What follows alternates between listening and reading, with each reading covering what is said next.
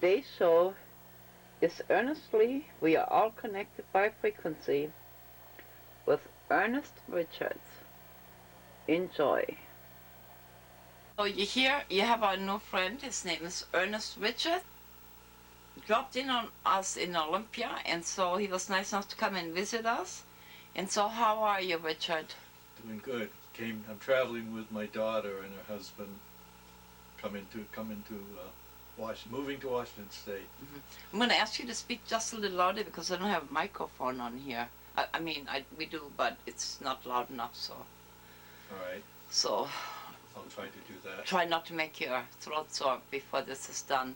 Well, okay, so you just called me, and do you remember how we got hooked up? I originally got hooked up through my friend Bill Ramsey, who lives in Grand Junction, Colorado. Bill I've known for 25 years or so, and he had mentioned that he spoke with you occasionally on the phone. Now, to remind you, is Bill Ramsey is the gentleman I introduced to you. He's the one that does all the, he records the sounds out in space. And right, he records gravity waves in over long periods of time, and he's able to see oscillations or frequency shifts in the gravity waves over time. He calls it music. Right. And some of the friends that do techno music have actually used some of those, some of his recordings and incorporated in their music with his permission, of course. Yeah. Right. Yes, he has done a number of recordings of them. He sent me copies of them. Yeah, I can listen to it. I can't even go to his house because of the frequency. It's a fierce of my, but what a sweetheart. Anyway, so that's how we met. I live up in the very rural area in southern Maine right now. That's where I have a little laboratory set up and do some experiments. But I've lived all over the country and been able to take electromagnetic measurements, and especially in New Mexico and Colorado,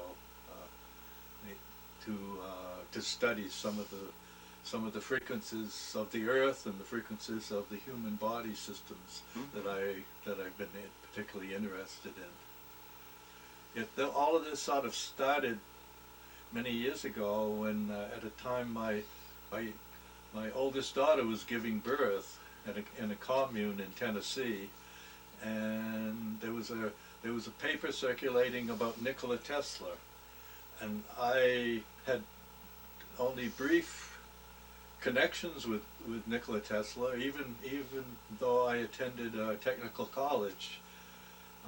But I was soon to discover that he had developed many inventions that he really hadn't been given credit for over the years, and he was really the founder of our whole electromagnetic system.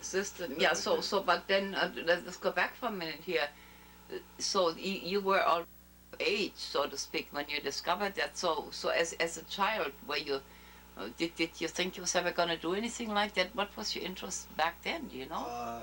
I was always dreaming. I grew up on a small dairy farm in the coast of Maine, and I was always lying in the fields of hay, gazing into the heavens and the stars. And as early teens, my brother and I discovered amateur radio, ham radio, and within a short period of time, in our mid-teens, we were using radio equipment that we built ourselves, and we were communicating with other people all over the planet. So I guess from that point on, I began dreaming of us communicating to other star systems. Why shouldn't we be able to communicate to other star systems? Yeah, that's always been an underlying dream with me. And so I've continued that search, and now I perceive of some fairly reasonable methods that we can utilize in that, both as a technology and as an explanation of information that comes to us living here on Earth. My niece sent me a TV show from Germany where it was Uri Geller and some other people. They was trying to send sounds out into space, and they were sitting there waiting for them to answer, and it there is a lot of interest about things like that. But when the end of the show came, unfortunately, we never know if they succeeded or not because the time was up. Right. We were just talking about that. You're supposed to talk till you're done. And so to go back, so your trade and your work, did you incorporate that? My background from teenage onward became involved in the technical field, electromagnetics, studying two-way communications, of course. I went to technical college. Upon graduation, I worked in the early days of the computer era, the beginnings of the computer era in the 1960s.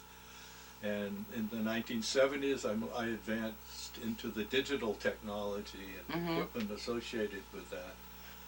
And eventually moved on into more radio frequency, microwave links. I was involved in the early technologies prior to cellular telephone systems, using that technology. And I ended up my work career at the University of Maine system, where we had microwave links around the state, so that students in adult ed centers and in high schools throughout the state of Maine could take university degrees and study directly from the university. Never have to visit a campus. But so my background is in electromagnetics. My interest has always included music and sound also. And I'm going to inject you something when you said music and sound. That's kind of the way I went when I was young. In the meantime, kind of went a different way. I need to ask you before I forget it. I mentioned to you earlier that we had an air show here in July, and something bothered my cat, and I thought it would be frequency. The little drones they fly around here, do they omit sounds that can scramble an animal's brain, do you think? Quite possibly. I have no knowledge of it myself, but quite possibly it could be ultra high frequency sounds while they're flying. Possibly. I would have to look that up myself to see if there was something about that. But it seems like your cat is the one to ask. We tried that. No, we actually tried that, but you see, her personality changed in everything, and I do know they have something that's called mosquito, where young people can hear the sound, not the older people. So at one point, when the kids' phone rang, it was a mosquito, and the teacher couldn't hear it. But the cat's personality, everything has changed, and we did try to ask her. And we didn't get anywhere with that. Well, supposedly when we're young, we hear much wider range of vibration, frequencies, and sound than we do at this present stage. I can hear sirens before the animals do, and we clocked it. 1.3 miles, I can hear sirens. And then you just say, oh, siren, and then the animals will react to it. Yeah, so anyway, I'm all done, but my viewers, they're used to some of the other stories, and when I can weave that in there, then it'll make it a fun thing. Okay. Unfortunately, I can't answer your question, really, without doing a little more research. Yeah. So we'll get back to you on what happened to my cat. Since we're working on that for the last 5 months. Okay, so I'm going to be quiet now, so please continue with your subject. Yeah, well, with my electronics background, I was always interested in following the technologies of science, and especially as it relates to vibration and frequencies and so on. And when I was living in the Upper Peninsula of Michigan, the U.S. Navy were making plans to build the Project Seafarer, became Project Sanguine, became Project ELF. It was to be a large underground array for their deep diving submarine communications, supposedly. And they were claiming, I happened to be there, so I attended the meetings that they had, and they were claiming no biologic effects from their frequencies. So I had to go and look into the literature. I was curious enough to see what the literature was indicating about those frequencies, because I think already at that point I was becoming aware of the range of brainwave frequencies that we all receive and transmit within our brain-body structure. And clearly, from the literature, there were many biologic effects within these ELF frequencies. Now, these days, it's much more widely known, but at that time, in the this was in the 1970s when they were first constructing that. It wasn't as people were not as familiar with brainwave activity and electromagnetic signals and so on. Am I mistaken or not?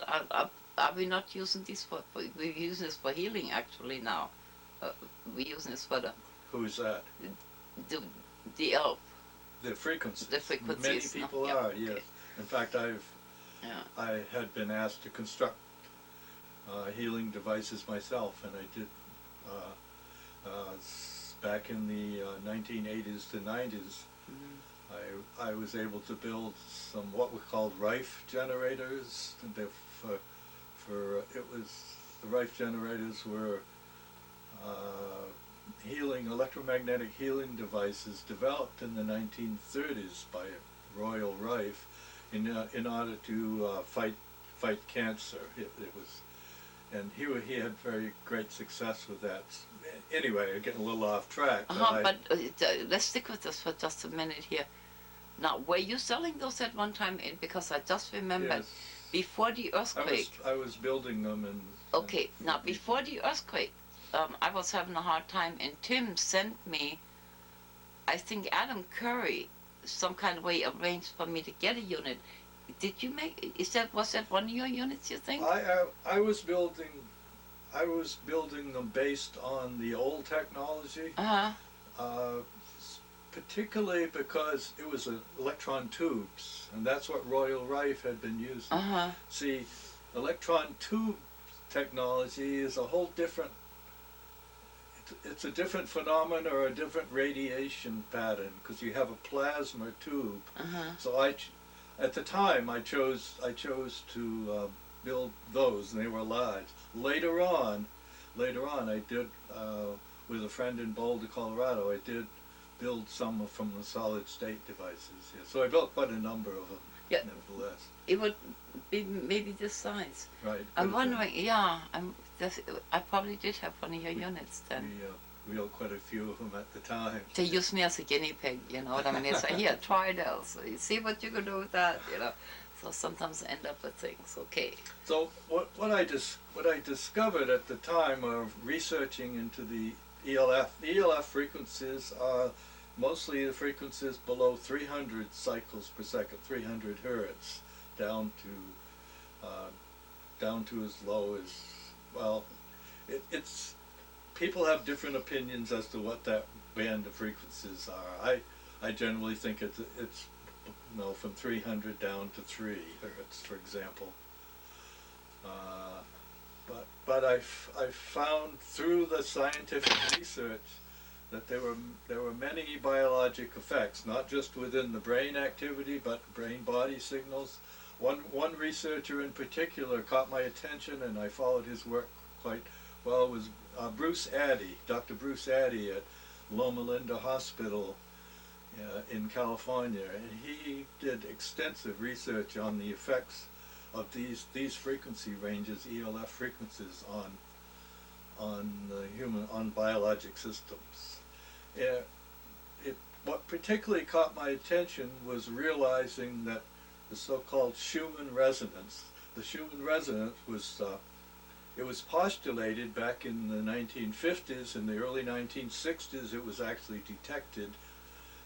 It was postulated by Schumann, and it was detected by the laboratory at the National Bureau of Standards in Boulder, Colorado.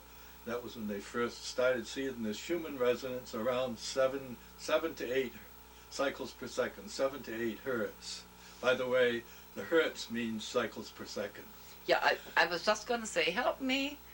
Yeah, that's what it means. I try to use them interchangeably, a little bit, but So around 7 to 8 hertz is this natural oscillation of the Earth and the so-called cavity, ionospheric cavity around the Earth. And it turns out that the Schumann resonance is embedded right within our brainwave signals. When we do EEGs, when we measure people's brainwave, we can see the Schumann resonance, and that means everyone on the planet simultaneously is connected by that Earth's Schumann frequency. And because this soon led to looking at brainwaves in terms of the dream state and the creative state, and then you have this beta and the alpha, theta, and delta range of frequencies, and even the lambda. There's another one been added more recently. And for example, when we're very active and wide awake and doing things, we're in the beta range and is the predominant frequency. As we go into rest and relax mode, we move into the alpha range, and when we go into our when we're in a dream state, we exhibit the theta range of frequencies. Like I've broken it up from like from 7 to 14, I call the alpha. From 14 to 30, 28 or 30 is the delta, and from 7 down to 3.5 is the theta range. And below that is the delta range. The delta range is when we're in a deep sleep. Now I'm going to inject some here.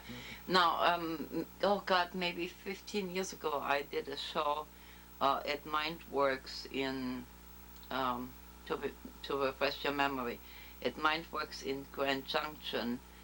And one of the things that we showed you at that time was the equipment that I was hooked up to, where we actually measured these brainwaves. So I'm not sure if I can locate it to physically show you, but I want to remind you that you are somewhat familiar with that subject, because I was all hooked up, and we figured out why I can't meditate, because when I meditate I go to sleep. And we figured out that I was in the alpha at all time, and that's why I leave the planet, like almost immediately, you know, if I meditate. But so you've actually physically seen what you are describing here. In terms of measurement, yes. With the measurement. Yes, yeah. I had the opportunity to set up equipment able to measure the ELF frequencies when I was in Boulder, Colorado, living there. And from that, I was able to monitor the Earth signals, which was my primary interest in at the time.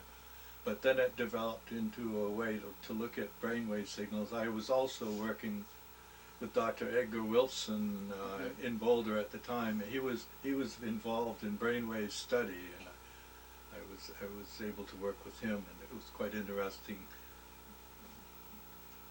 watching intimately the changes in the brain-body signals in real time. That's what they were able to look at then. A question, are you familiar with the Monroe Institute? Sure. Okay, how does what you do differ from the Monroe Institute? What the Monroe Institute, interestingly, someone brought me some recordings from the Monroe Institute for me to analyze. Oh, interesting. What the Monroe Institute does, it's a way of stimulating the brain with sound frequencies. And let's say, for instance, you wanted to stimulate with a theta frequency of 4 hertz, 4 cycles per second. They would feed in maybe a 100 hertz here and 104 hertz on the other side. The brain decodes it as a 4 hertz signal, even though it's not a signal going in. It's 100, 104. But the brain sees the 4 hertz signal, the difference frequency. When you, in electromagnetics and sound and so on, when you combine different frequencies, you get a sum and a difference of frequencies. In other words, you get an additive and a difference of frequencies. And that's the effect that they're using. That's one of the aspects that they're using at the Monroe Institute. if you remember when we had a bookstore downtown on 4th Avenue, and I would say in the late 90s, up till 2000, we had brought in some of the equipment that we're making reference to here, especially if you worked for the state. On your lunch hour, you used to come by and we hook you up and get you all relaxed so you could very nicely run our government here. And that's the kind of things that we talk about. Right. Yeah. And I built some, It was some of nice. those devices myself. Did you? So, yeah. I had a little device I could carry around with right. me, and I could change the frequency. And we did, and yeah. the brain is able to be entrained. Yeah, so instead of eating lunch, they would come down and welcome to the machine. Go into the alpha state. But answer this for me, please, if you could. Why do some people hear crickets? I think it's the natural sounds. I consider that the natural inner sounds that are going on. Yeah. I mean, so in other words, say cricket. Is that what you say? When you still your when you still your mind and become very still, no thoughts, and just listen within, you hear this. Well, you hear this. To me, it's a music. You hear this music that does resemble the call of crickets. Of crickets, yeah. And they said, "Oh, I gotta quit now. I hear crickets." Especially, that reminds me. On the way here, we were in a very quiet desert area, walking in a very quiet desert area on the way coming to Washington State, and my daughter and her husband were running their dogs off in the desert. So I was just being very still, listening. And when you're in that situation, no other man-made sounds, you hear that cricket sound very strongly. Yeah, well, that explains that. Well, let me solve that mystery. To me, it's the natural. I'm hearing what I call the inner sound. Oh, so in other words, the people actually, without us understanding it, they actually achieved what they came for. They went to that area and they said, "Well, I'm done. I hear crickets," and then they left. Probably. Yeah. There's an aspect of the Hindu religion that utilizes. It's called the sound current. The Sikh, some aspects of the Sikh religion utilize that as their meditation, also by listening to the inner sound current. Okay. As part of their meditation. Yeah. So we'll get back to what you was telling us. But without realizing, we've talked about things like that on the shows before. So it's really interesting to finally have an expert here that can explain this to us. Some of the newer things that I've discovered more recently is that besides the Schumann resonance, which correlates with the circumference of the Earth, basically, if I began looking at the Van Allen belts that surround the Earth, and if I again calculate the frequencies associated with those belts, it turns out that the inner belt corresponds to frequencies of the theta range, and the outer belt corresponds to frequencies in the delta range of brainwave frequencies.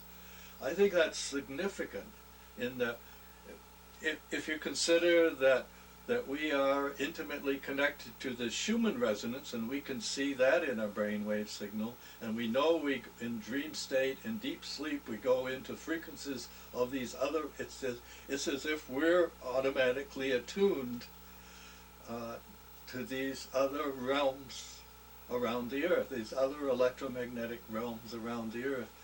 It to me, I don't know if you're familiar with the term the noosphere. I am. But could you explain it anyway, please? The noosphere was sort of originated by a French Jesuit priest who was a paleontologist, Pierre Desjardins.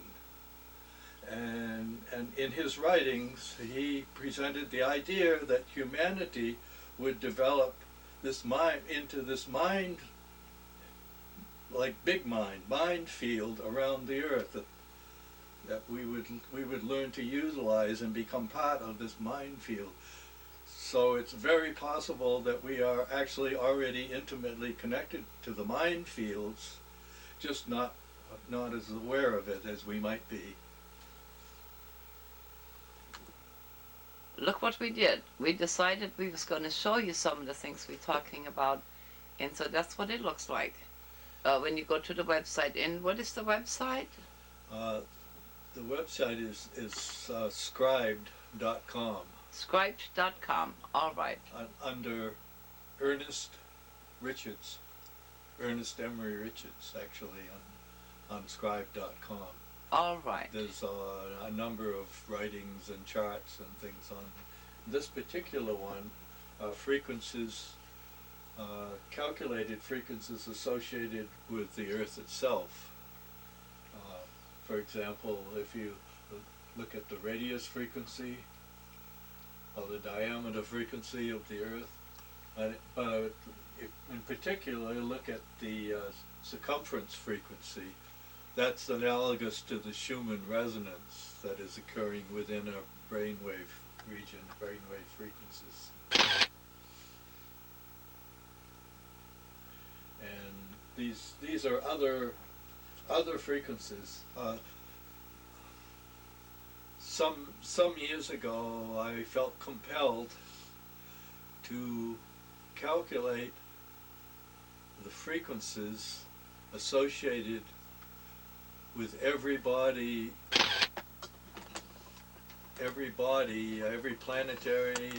body and moon body within the solar system. I'm sorry, I lost his head. I was gonna do a quickie here. Oh, okay, I'm sorry. I was gonna do something snazzy here, didn't quite make it. Okay, go ahead. So I spent many hours searching the data available regarding the whole solar system, the movements of the whole solar system, the rotation rates, revolutionary rates, the physical sizes of all the planetary bodies and their moons. And I did calculations based upon that to determine what those frequencies might be if we were able to see them and detect them. And no, based upon my what brief knowledge we had about the Earth-related frequencies, like the Schumann resonance and so on. And in the process, I expanded that in terms of the distances at times between the bodies and so on. And eventually I also took the data that astronomy now has available of the distances to nearby star systems, calculating those distances in terms of frequency relationships. And so that's what this is about. And if we would go ahead now and look at the energy belts around the Earth. Okay, I don't want to lose his head again. No, you go ahead and do what you do. Right. I'm just talking. So I'm going to do this a little different, so. Okay, here I am. The previous chart was related to some of the frequencies of the Earth, especially I noted was the Schumann resonance around 7.5, 7.48. It varies. The Schumann resonant frequency changes over time because the Earth is an alive system, and therefore it fluctuates in frequency, up in frequency, down in frequency, from about 8.2 down to about 7 cycles per second, 7 hertz. Now, when the sun has flipped here recently, so when a body, let's say Mercury is retrograde or the sun flips or something like that, does that change? Does that change the frequency, or is it always the same? Do you know? I can't answer that right now. We don't have enough information about that. But the changing of the magnetic field of the sun is pretty common. It happens every 11 years or so. Right. Yeah. It's part of that natural cycle that it changes, and our path through that change is part of that 11-year cycle, 11-year, 22-year cycle.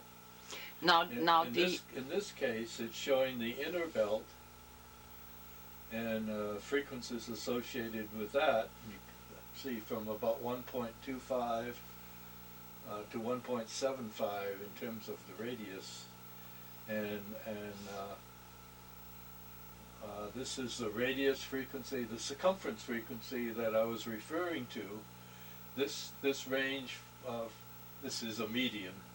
This range from 4.28 to approximately 6 hertz is the theta range of frequencies when we go into the dream state. This is associated with our dream state. And likewise, this outer belt, the inner electron belt, I believe it is, and the outer proton belt.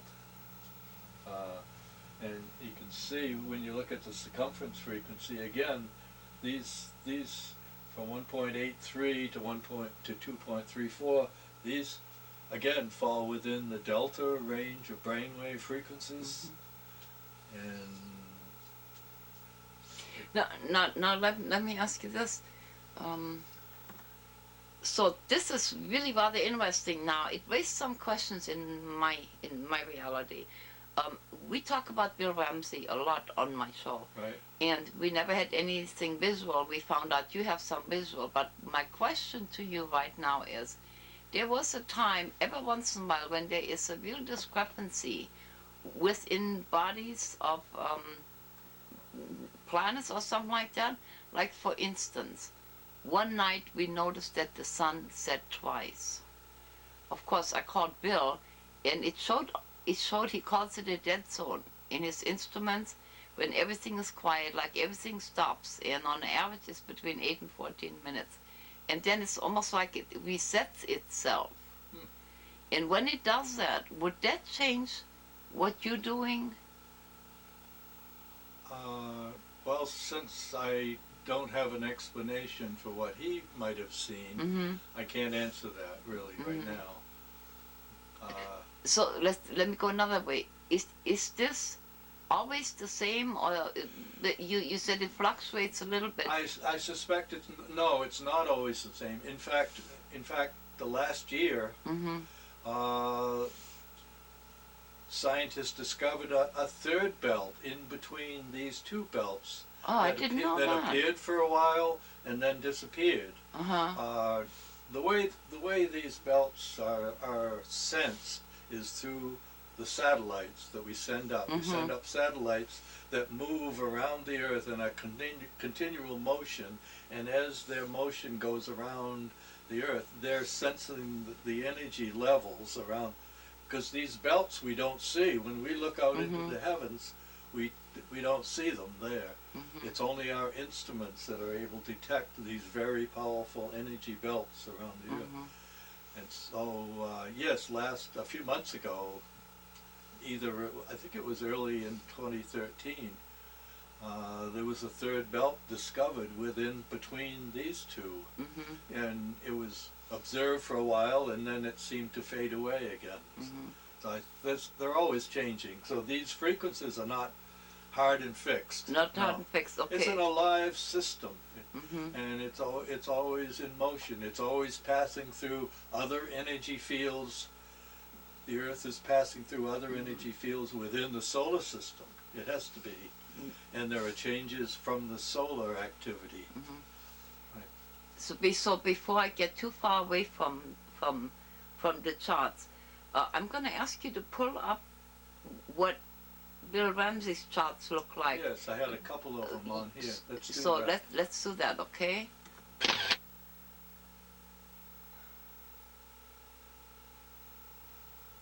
Now you know how sometimes I tell you it reminds me of an ultrasound machine or combination of everything, and that's what it looks like when he records the sounds.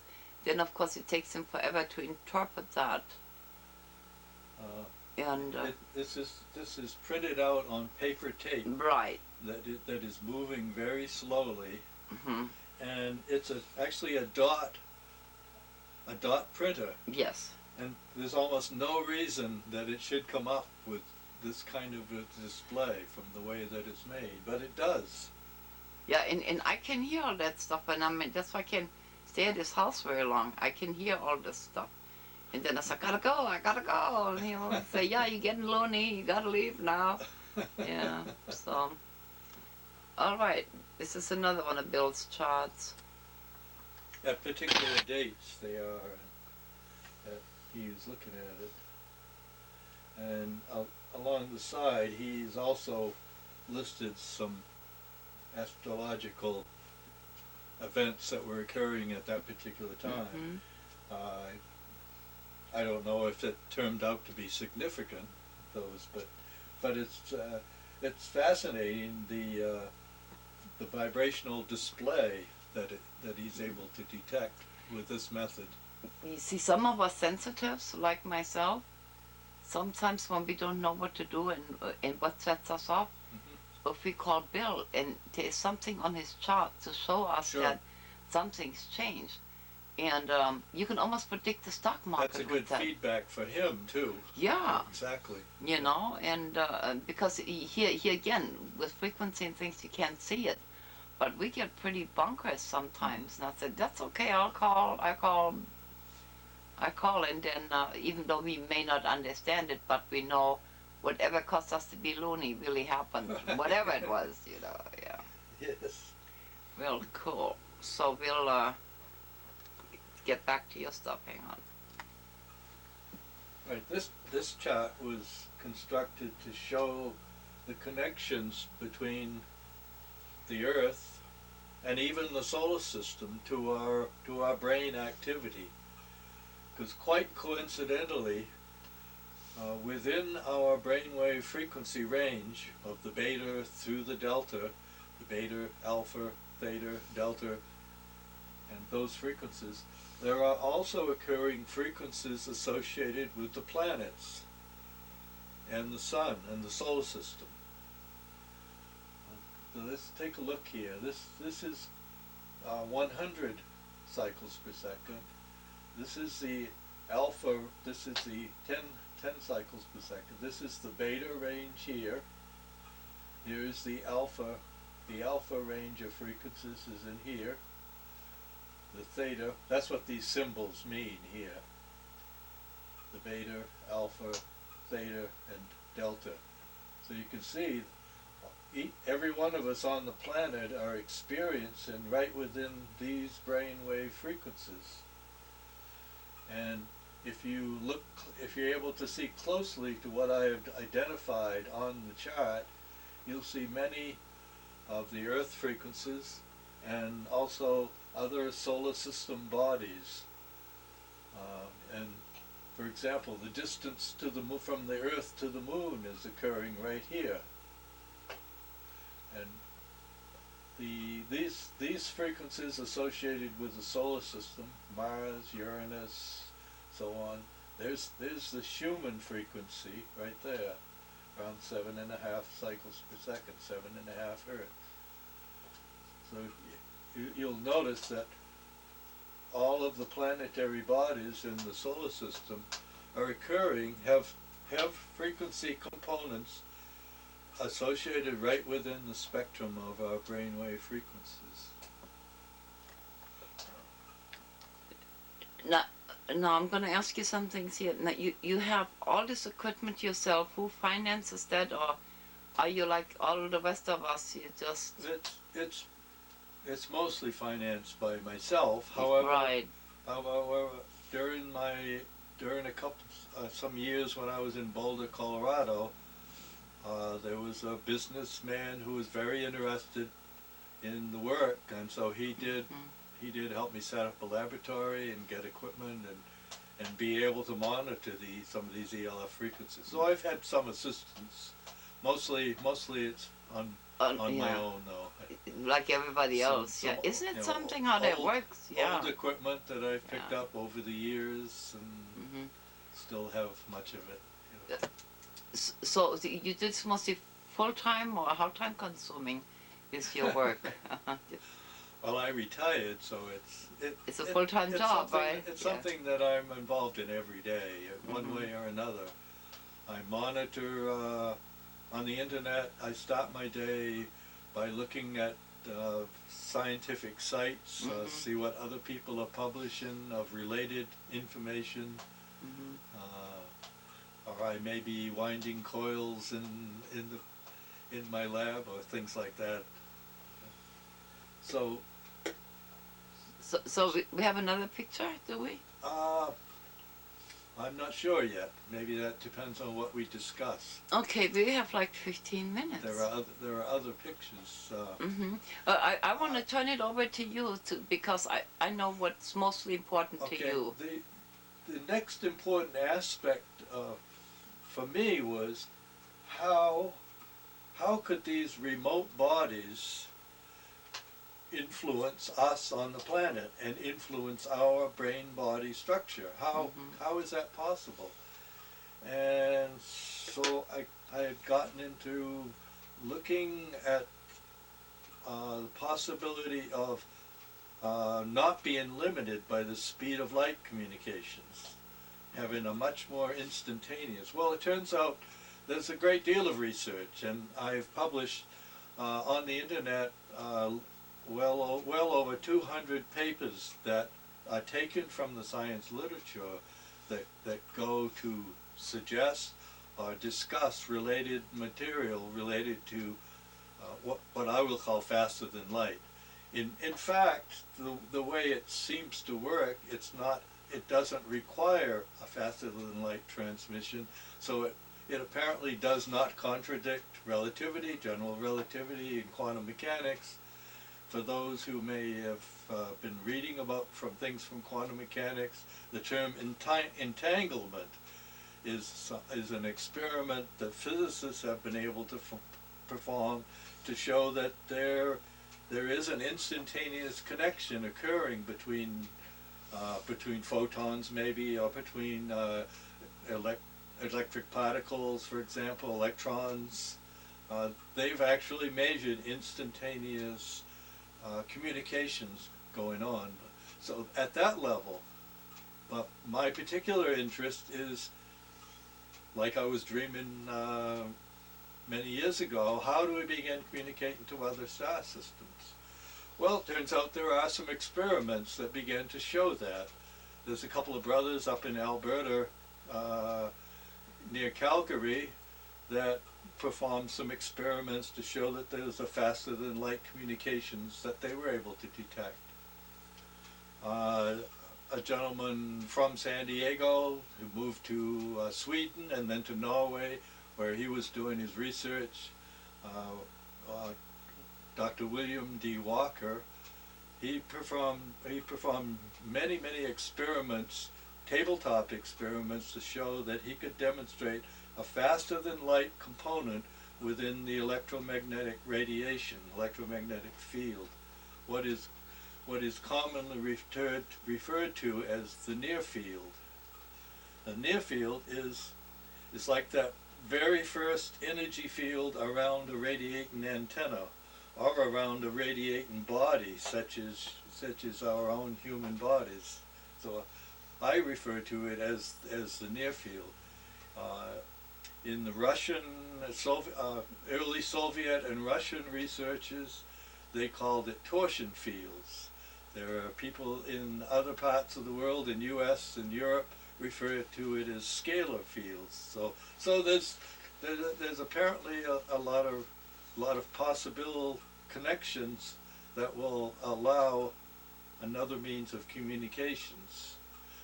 And William Walker's experiments, and he published over half a dozen papers on his experiments, showing that within the near field there is an instantaneous connection that exists within that nearby field.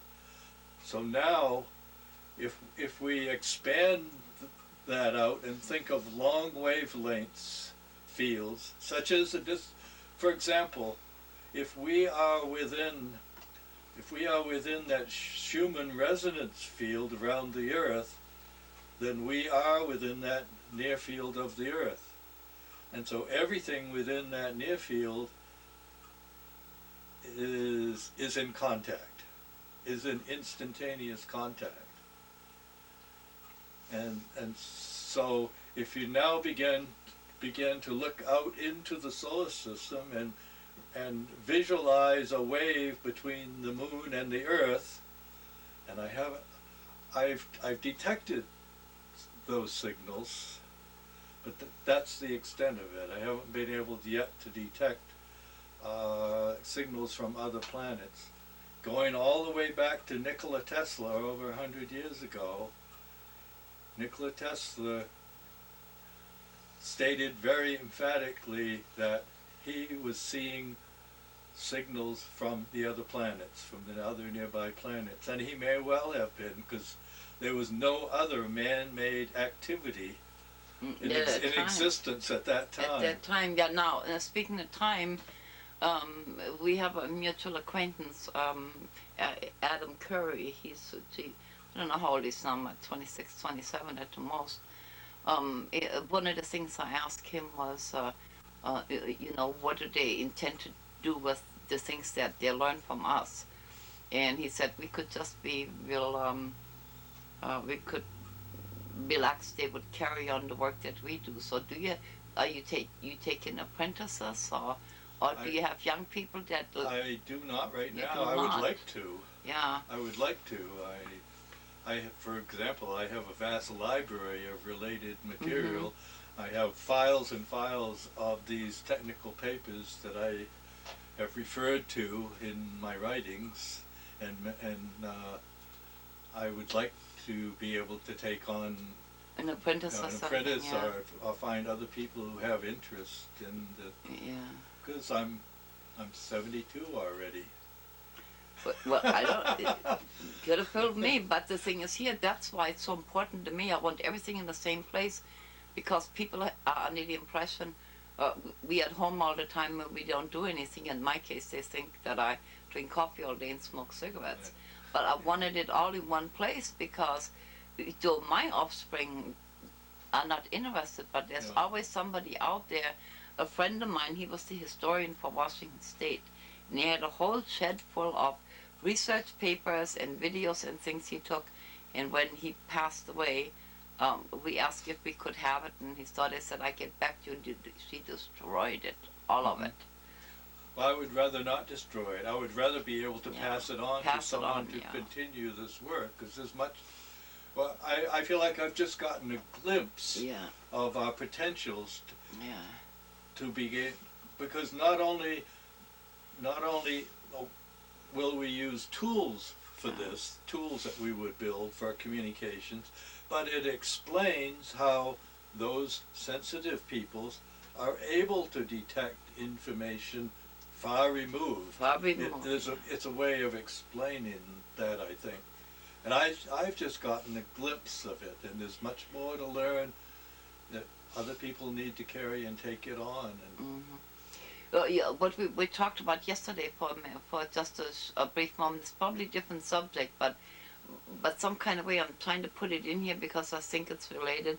We were talking about sometimes we think we sleep, but we're not. We probably go into that alpha thinking we're sleeping, and then there's this whole other reality, and then I find myself when I come out of it, maybe late in the evening I sit here and I think, I gnaw on things and try to figure out things, and then all of a sudden I realize that's not real. In this reality, this is the other place that I went to. Do you, in your opinion, is there any way the work that you do that we can talk to ourselves in this other reality and bring it back? Do you know? Well, just imagine that the Schumann resonance indicate that all of us on the planet have a connection. Yeah. We have frequencies that we're all attuned. Now, when we go to these other states of alpha and the theta range and the delta range, even though it's when we're asleep, that doesn't mean that we're not actually connecting to these other reality realms. In terms of the noosphere and the Akashic records that have been spoken about for centuries, I consider, I have not much information to go on, but I consider that the informations associated with humans and our history here on the planet is encoded look at how much information can be placed within a CD or such. Oh, wow. And then consider these fields around the Earth, how much information could be encoded in those fields. If he looks a little fuzzy, It's not my camera. It's something. Oh, gee. I'm looking fuzzy. Yes. It's exciting. Um, I filmed Bill Ramsey one time and he totally disappeared on me. We had it on video. Just to make sure it's not the camera, I'm going to turn it off and see if you... See if I'm still here. If you're still here. Hey, wait a minute here. Oh. How awesome. We decided to show you some more charts. Now what happens, this whole conversation is so interesting that we decided to do a lecture for another time, and at least you're familiar with the subject. There you go. Yeah, this is another example, a chart showing a little broader spectrum, and this is the ELF range. So that's 100 hertz to 1 hertz, and so the brain region, brainwave region is right around in here. And notice as we go lower and lower in frequency, longer and longer wavelengths, that's something that I would need to talk about, the relationship of frequencies to wavelength. But as you go lower and lower frequencies, notice these, and these are actual measured frequencies. As you go lower and lower, the intensity, the amplitude, becomes greater and greater. And so these wavelengths would correspond to, for example, distances to the other planetary systems and beyond. That was the main reason for placing this chart on here. And I think there may be other charts also that we may want to look at. Yeah, okay, we can do that. I just want to say one thing. I do low frequency really well, but like earlier we were talking about healing and things. Now, like a bowl, you know, the bowls, the sound bowls. Yes. I can't. They cost me such pain. Yeah. Those are high frequencies. I can't do well, both. Speaking of frequencies, I would like to... Should I leave that on for? Sure, for the moment. The tendency is for people to think of higher consciousness as being higher frequencies. But I don't think of it that way. I think of it as being more expansive consciousness as actually being lower and lower frequencies. Now, each time the near field expands lower and lower in frequency, you're encompassing greater amounts of reality in your consciousness. You know what I think it has a lot to do with belief systems, because people think they don't think out of the box. It's either good or bad, it's either high or low, it's either light or dark. Right. And so sometimes they misinterpret the meaning of the word. That's what I think Right. that And is. it's often used inappropriately. For example, you'll notice that we're going from 10,000 cycles per second to 100 cycles per second, or hertz, to 1 hertz, and then we go into 0.01, and so there is no zero frequency.